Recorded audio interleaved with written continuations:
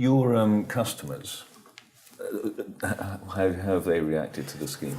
It's been received very positively. As I said, the project started in 2009, and it was pretty new at the time. I think it was fairly revolutionary. Very innovative. Yeah, and you know, we did have to go through a certain stage of myth debunking, if you like, and there were some people who were, yeah, okay, you know, really, why do we need to do this? But I think once you actually can sit down and you can get into granular detail and explain to people, they really do appreciate it. And many of our customers have taken this on board, and they've used this as a core part of their environmental practices and their CSR programs in order to start to make their businesses better.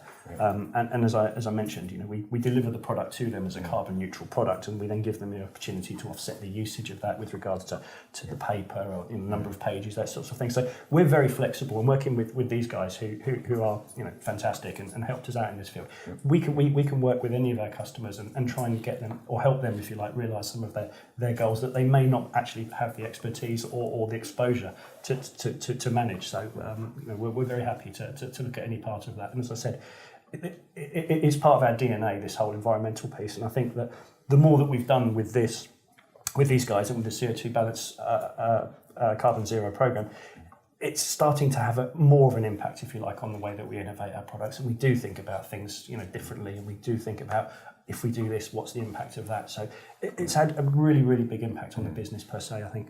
Yeah, I mean, when I've spoken to the customers that presented at events on behalf of Toshiba, the response has always been really positive. It's difficult not to like a project when you show the photographs, the videos, and the case studies about how the impact that the carbon zero MFPs have been having on the communities and lives of people in Africa.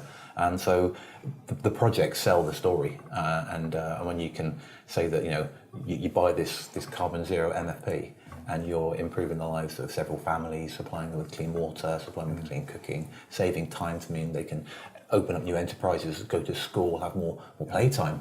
You know, it's a win-win basically. They get a quality product and they're helping people in some of the poorest parts of the world. I think it's good that we're just able to do the right thing, and that's really what it boils down to. Is just being able to do some good, help lots of people, help our customers, help the families in Africa. But as I said, it's doing the right thing, and therefore we should. And 100,000 tonnes mean they're doing the right thing in a lot of places. You know, lots of communities are benefiting because 100,000 tonnes is quite a big deal.